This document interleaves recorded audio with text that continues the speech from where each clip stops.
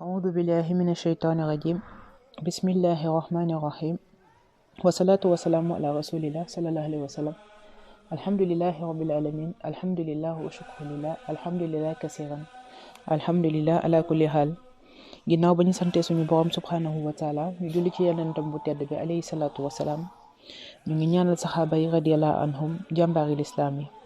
di ñaanal sama sëriñ sama wasila sama cheikhu murabbi sëriñ Mbàkke Abdullahi ku sell ki di ñaan suñu borom subhanahu wa taala sàmm ko musal ko ci muccal ko di ñaan suñu borom subhanahu wa taala tasaare leeram bi ci àddina bi yépp képp kuy jullit jot ci képp ku dul jullit itam jot ci di leen wax asalaamaaleykum wa rahmatullah wa asalaamaaleykum wa rahmatullahi taala wa barakatuhu waa ëttu soxna yu baax yi ñu ngi am mbégte kontante fekk tasewaat ak yéen ci suñu rubrique jigéenu jullit ci biir këram di yaakaar ni sama waxtaan bi dina leen fekk yéen ñëpp ci jàmm maa ngi leen di nuyu di leen ziar di leen fekk fi ngeen toog di leen jox sama loxoy xol di leen wax asalaamaaleykum wa rahmatullahi taala wa barakatuhu tey ma bëggoon ñu yeggale suñu waxtaan bi ñu tàmbali woon bi passé maanaam ci la fitra la religion de la saine nature ñu yeggali ci suñu éducation wu doom ndax suñu ay doom comme ni ma ko waxee woon bi passé lañuy nekk ëllëg ci seen environnement lay nekk te environnement bi mu ngi ëmb waajur mu ngi ëmb seytaan mu ngi ëmb àddina en général sa environnement liir bu juddu da ngay juddu nekk jullit waaye nag sa environnement mooy tax nga continuer nekk jullit wala nga nekk nasaraan wala nga nekk yahud wala nga nekk sax athée koo xam ne moom gëmul dara te loolu yëpp ci environnement moo koy indi. léegi nag ñun alhamdulillah suñu borom subhanahu wa taala teralee nañu diine yi l'islam léegi nag ñu war ci ñun itam à notre tour góorgóorlu ci ba suñu ay doom tamit topp diine yi l'islam mooy diine ji nga xam ne moom la yonent bi alayhi salaatu wasalaam wàcceel mooy diine ji nga xam ne moom moo taaru tey taaral mooy diine ji nga xam ne moom moo leer tey leeral mooy diine suñu borom subhanahu wa taala te diine ji di diine yi l'islam bala muy wàcc ci nit ki dafa war a am nu mu war a mel yonent bi alayhi salaatu wasalaam moom moo nekkoon gën gi mbindeef moom mooy indi diine l'islam nga xam ne diine mooy diine gi nga xam ne moom moo mujjee wàcc te yonent bi alayhi salaatu wasalaam suñu borom subhanahu wa taala da ko def mu nekk nit koo xam ni mooy gën gi mbindeef mu gën ci nit ñi ndax lan ci comportement bu rafet ndax ci yar ak teggin ci teey ci am sutura ci am pudeur yonent bi alayhi salaatu wasalaam daal macha allah moom mooy ki nga xam ne moom mooy gën gi mu def il avait les meilleurs comportements sallallahu alayhi wa sallam Aïcha radiyallahu anha da daan wax naan yonent bi alayhi salaatu wasalaam boo ko gisee muy dox da nga naan alxuraanul karim mooy dox ndax lan ndax ay comportement am ndax ay jikkoom yu rafet ndax taaram ndax leeram ndax yaram ak tegginam macha allah. léegi nag tey nag ñun ñu jéem a góorgóorlu ci le comportement de nos enfants le bon comportement góorgóorlu ba suñuy doom am les meilleurs comportements ci naka xale bu juddoo ba mu nekkee liir ba keroog ba muy am juróom-ñaari at lañ koy war a jàngal diine waaye diggante ba mu juddoo wala ba mu commencé wax sax ba mu mënee wax ba keroog ba muy am juróom-ñaari at xale liñ koy jàngal mooy le bon comportement parce que boobu jàngal ko diine teel na parce que boobu jàngal ko julli teel na malgré que parfois da ngay gis xale yi sax ñuy jéem a toppandoo seen papa wala seen yaay parce que seen papa ak seen yaay dañuy julli mais moom ñu ngi koy jàngal diine bu amee juróom-ñaari at waaye balay xale bi di am juróom-ñaari at xale bi mën naa wax dina commencé wax léegi nag bu ko defee yaay ja wala papa ja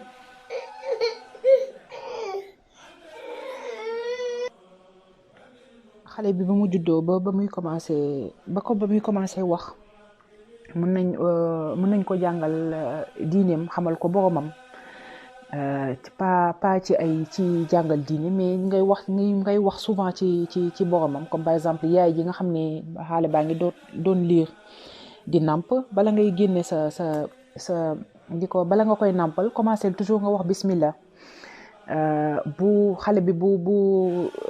kii nu mu tudd, bu éternuer yooyu, bu sëqateeg yooyu yëpp nga ci tudd yàlla. bu commencé lekk nga ne bismillah, di nga dem ba xale bi le fait que mu koy dégg, ndax xale kat la muy dégg rek lay répété. buy dégg bismillah, buy dégg subhanallah, buy dégg alhamdulillah, yooyu yëpp daf koy marqué te loolu yëpp loo day nekk loo xam ne daf koy téye. bu commencé wax nag nga commencé koo jàngal duwaay yi. tey ma bëggoon ñu waxtaanee adab taam, maanaam les politesses de manger. balaa ngay lekk lan nga war a def, nan nga war a comporter woo ci sa biir lekk, yooyu yëpp laa bëgg ñu jàng tey incha allah si le temps nous le permet. ñu fas yéene ci commencer ci bismillahi rahmaani rahim, fas yéene lekkee ni yonent bi alayhi salaatu wasalaam daan lekkee. yonent bi alayhi salaatu wasalaam moom mooy suñu miroir, di suñu exemple, ki nga xam ne moom lañ war a topp ci lépp.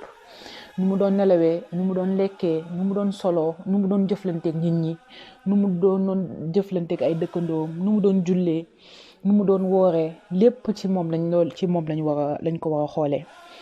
yonent bi alayhi salaatu wasalaam moom ci boppam ne ci hadis ne celui qui fait revivre ma sunna c'est qu'il m'aura aimé et celui qui m'a aimé sera avec moi au paradis. yonent bi alayhi salaatu wasalaam nañu ci hadis,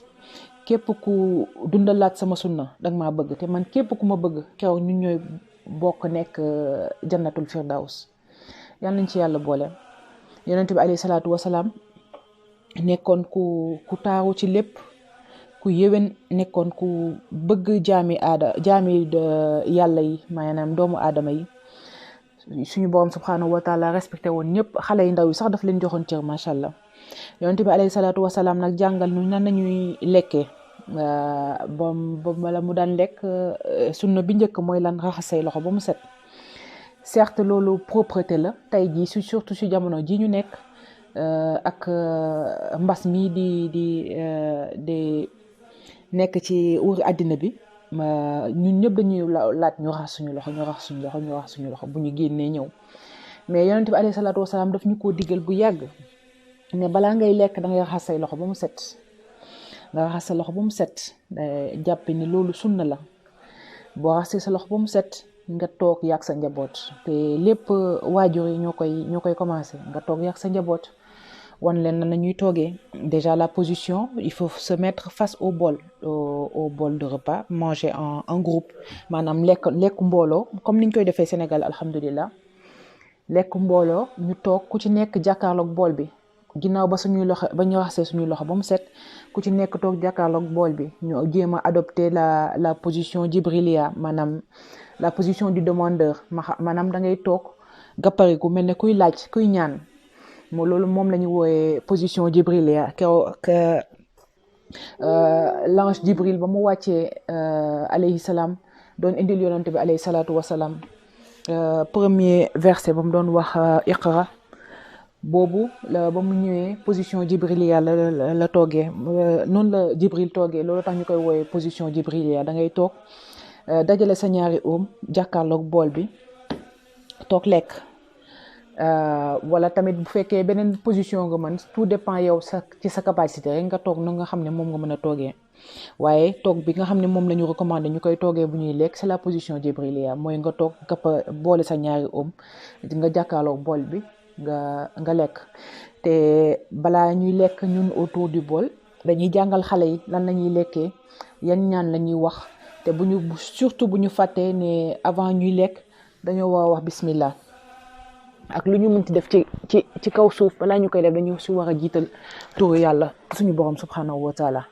léegi nag balaa ñuy commencer lekk ñu wax bismillah. am na ay duwaay yu bari yu ñu mën a def balaa ñuy lekk,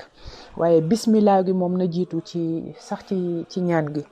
am na duwaa bu ñuy def balaa nga lekk, ñu ne allahumma barik lana fihi wa at'imna xayran minhu. boobu ñaan la mu ñuy def balaa ñuy lekk. am na aussi yeneen, waaye bismillah gi moom buñ ko fàtte, parce que ñaan gi sax mën nañ ko fàtte, waaye bismillah gi moom buñ ko fàtte. bu dee bismillah bi moom dañ ko fàtte dès le départ, ñu rattrapé ne bismillahi fi awali wa axiri mooy bismillah au début et à la fin. nee nañ loolu boo ko defee même bu fekkee c'est à la dernière bouchée maanaam sa dank ba mujj boo ko waxee tamit mel na ni musoo bokk ak lekk seytaan ndax képp kuy lekk te waxuloo bismillah tuddul te commencé woo tur suñu borom subhanahu wa taala seytaan si boppam ngay bokkal lekk ki ba keroog ba muy jeex. yàlla nañ ci yàlla musal moo tax mu am solo bu ñuy lekk bu ñuy naan lépp lu ñuy def ci kaw suuf ñu boole ko ñu ubbeekoo bismillahi rahmaani rahim.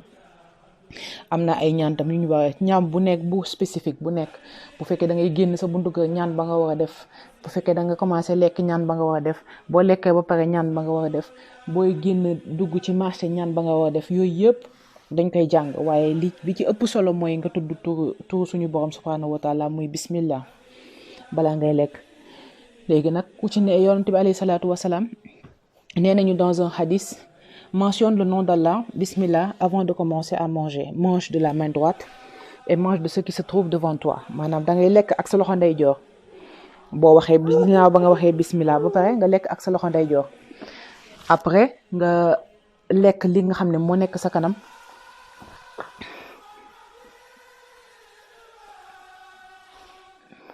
nga lekk sa loxo ndeyjoor te nga lekkee li nga xam ne moom moo nekk sa kanam comme ni ñu ko yonent bi alayhi salaatu wasalaam jàngalee. yonent bi alayhi salaatu wasalaam dafa mës a toog di lekk ak ay mbokki saxaabaam am benn xale bu góor bu doon lekkandoo ak ñoom xale bu góor bi ñëw di lekk waaye doon lekkee loxo càmmoñ bi yonent bi alayhi salaatu wasalaam sigi xool ko ne ko lekkee sa loxo ndeyjoor mu ne ko munuma lekkee sama loxo ndeyjoor yonent bi alayhi salaatu wasalaam ne ko yàlla na suñu borom def nga bañ koo mënati ndax xale bu góor boobu dafa wax loolu te rëy rek a ko poussé ci tontu bu gàtt boobu mu tontu yonent bi te nee nañ depuis lors waa jooju mënatul woon yëkkati loxo main droitam jëmee ko ci gémmiñam ndax lan rëy seytaane jàpp na ko ba mu rëy mujjee yàqal boppam wala yaasu billah parce que loxo càmmoñ kenn du ko lekkee loxo càmmoñ ku koy lekkee rek yëfu seytaane la. léegi ginnaaw ba ñu tëddee suñu borom subhanahu wa taala toog ba ñu war a toog muy position jibrilia ñu fas yéene lekk li ñu suñu borom subhanahu wa taala terale ci bés bi bu ñu fas yéene lekk li ñu suñu borom subhanahu wa taala teralee ci bés bi bu ñuy lekk ñu lekk te tey xool suñu kanam surtout ay xale niñ ci yar ci lekk di xool seen kanam ak lekk di noppi itam ndax booy lekk di moom booleeg wax ja da ngay di mën ngaa fot mën ngaa coroxaan te lu yooyu yëpp yàlla nañ ci yàlla musal moo tax xale yi il faut ñu yar leen ci loolu. te ki nga xam ne mooy yaay la plupart ñun au Sénégal ce qu'on fait tey buñ fekkee dañu mbooloo ñu ñëpp di añ yaay ji mooy ki nga xam ne moom mooy daggalaate moom mooy tegal waa bool bi yëpp. léegi du coup yow mi nga xam ne yow yaay servir yow yaay commencer mais ñi ngay servir da ngay servir à partir de ta main droite ñi nekk ci sa main droite ñëpp ngay servir jëm ci main gauche bi ba ci yow yaay mujjee tu te sers en dernier loolu la ñu yonent bi alayhi salaatu wasalaam jàngal. saa yoo nekkee ci mbooloo ngay servir mbooloo da ngay servir ñëpp en commençant bi ngay commencer sa loxo ndeyjoor ba mujjee mais yow yaay mujjee lekk yow yaay mujjee servir sa bopp bokk. loolu la ñu yonent bi alayhi salaatu wasalaam jàngal te bu ñu nekkee ci bool tamit di lekk balaa ñuy commencer kilifa ga mooy commencer maanaam ki fa gën a âgé ki fa gën a féetee mag mooy njëkk a commencer mooy njëkk a dugal loxoom ci bool bi bu ko defee après ainsi de suite ki ci topp ci ay at mooy suivre ainsi de suite ba ñi ci gën a ndaw. léegi bu ñuy lekk aussi tegalaate bi wax naa ko da ngay servir à partir de ta droite ba pare nga mujjee ci yow. Autre chose bu fekkee dañuy lekk mu am ay yax yoo war a génne teg ko ci suuf yax ya boo koy génne da nga koy génne waaye balaa nga koy teg ci suuf da ngay wax bismillah ndax yonent bi alayhi salaatu wasalaam nee na kuy def loolu suñu borom subhanahu wa taala dafay jël yax yooyu couvriraat ko de nourriture pour les djinns musulmans pour jinne yi nga xam ne ay jullit lañ. moo tax dara jarul négligé ci lekku sunna yonent bi alayhi salaatu wasalaam lu mu def rek dafa am na lu tax mu def ko. yonent bi alayhi salaatu wasalaam jàngalaat ñu ne tamit ni bu ñu lekkee ba suur nañu sant suñu borom subhanahu wa taala mi nga xam ne moom moo ñu jox subsistance boobu. yonent bi alayhi salaatu wasalaam ne bu ñu lekkee ba pare nañ sant ne alhamdulillahi rabbil alamin bu ñu waree naan ndox ci digg lekk bi ñu naan ndox waaye bu ñuy naan nañu naan en 3 fois naan bismillah première gorgée alhamdulillah mooy ci guux bu njëkk bi ñu newaat bismillah newaat alhamdulillah ci deuxième bi newaat bismillah troisième bi naan li ñu bëgg yépp après bu ñu paree ñu ne alhamdulillah sant suñu borom saa su ne te ñu koy ubbee ci lu nekk itam turu suñu borom subhanahu wa taala.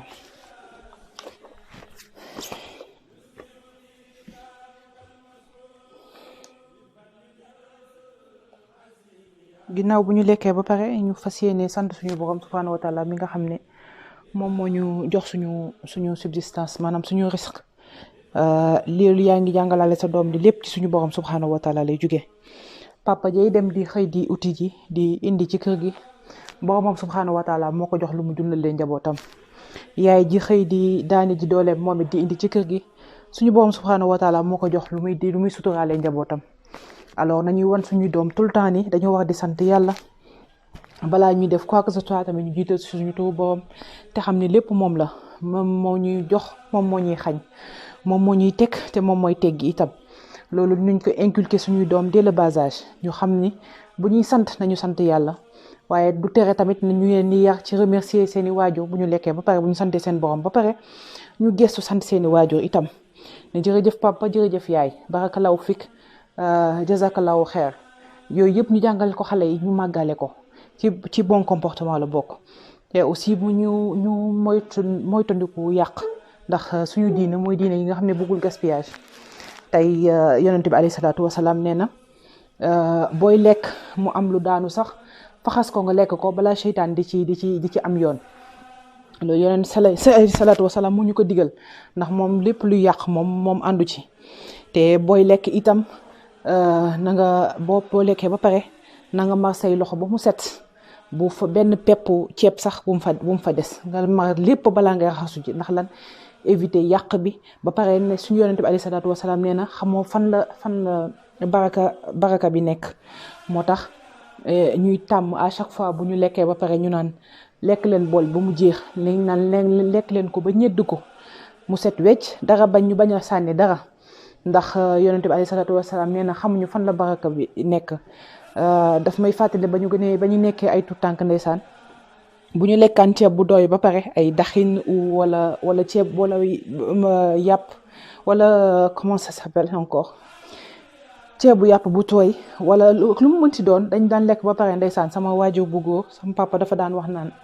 def leen ci tuuti ndox ngeen yëngal ko ngeen naan ko ndax xamu leen fan la barke bi nekk subhanallah ma ko ciy sant bu baax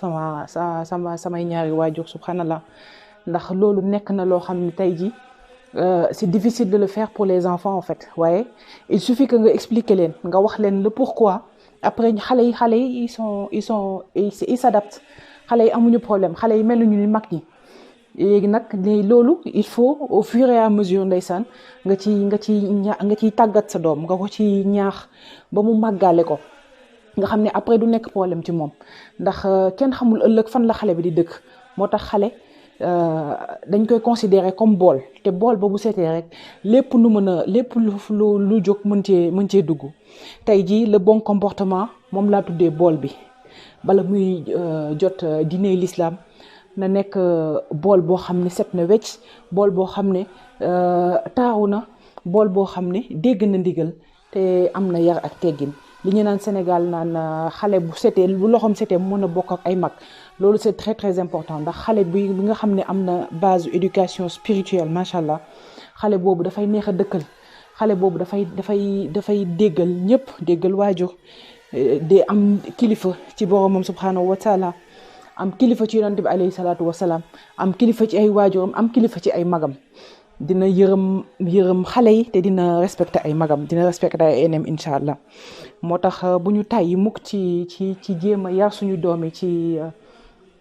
ci sunnas Muhammad alayhi salaatu wasalaam ndax lépp ngi ci diine ci biir alxuraanul karim ñu ngi lay jàngal nan ngay yaree sa doom ci biir alxuraanul karim ñu ngi lay jàngal yow nan ngay yaree sa bopp maanaam nan ngay yaree sa nafs ci biir alxuraanul karim ñu ngi lay jàngal lu bari amul dara lu suñu borom subhanahu wa taala fàtte suñu borom subhanahu wa taala lépp lu mu sàkk rek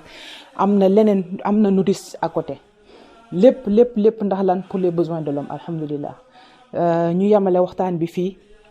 ba beneen incha allah tey ñu ngi doon waxtaanee ci adab taam maanaam les politesses du manger beneen yoon incha allah ñu dugg ci adab nawm maanaam les politesses du sommeil avant d'aller au lit incha allah j'espère que lii adab taam bi incha allah dinañu jëriñ ñun ñëpp suñu borom taxaw ñu ci yar bi yombalal ñu te oyofal ñu. maa ngi tuub nag kàddu yu jaxasoo yi sama tuut tànk bi moo nanguwul tey di ñaan suñu borom subhanahu wa taala jéggal ma lépp lu fi jub rek moom la lépp lu fi dëng nag sama matadi doomu aadama ma la koy tuubal